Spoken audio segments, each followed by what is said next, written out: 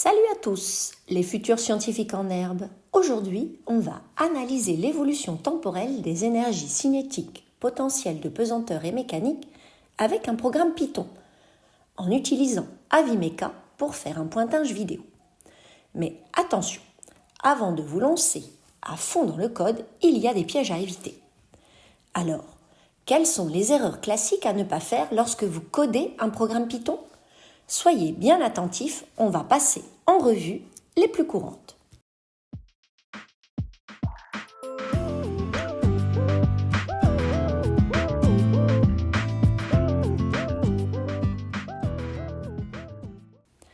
Première erreur, la virgule qui fait des siennes.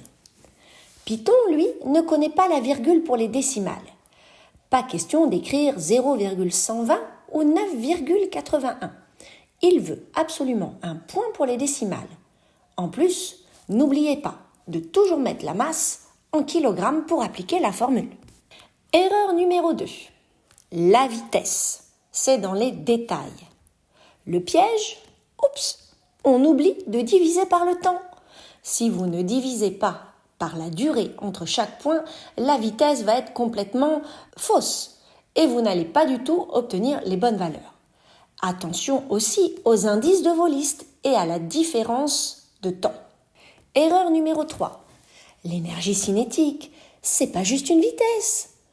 On ne prend en compte que la vitesse sur un seul axe. Ou pire encore, on oublie le fameux indice I dans nos boucles. Il faut aussi tenir compte de la vitesse sur l'axe Y. Erreur numéro 4. L'énergie potentielle de pesanteur. Attention à la formule. Beaucoup oublient de bien appliquer la formule de l'énergie potentielle de pesanteur. Mais ce n'est pas tout.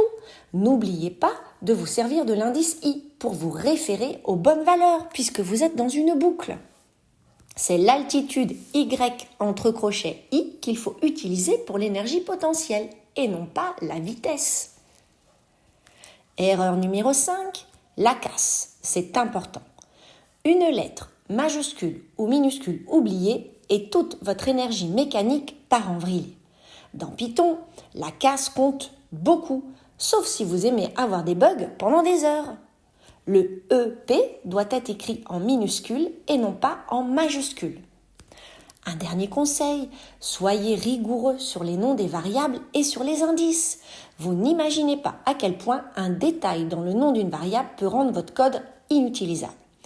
Voilà, vous avez maintenant toutes les clés en main pour éviter les pièges courants quand vous écrivez vos programmes Python en physique-chimie ou lorsque vous devez les compléter. Bonne chance à tous et à bientôt pour de nouvelles capsules de code.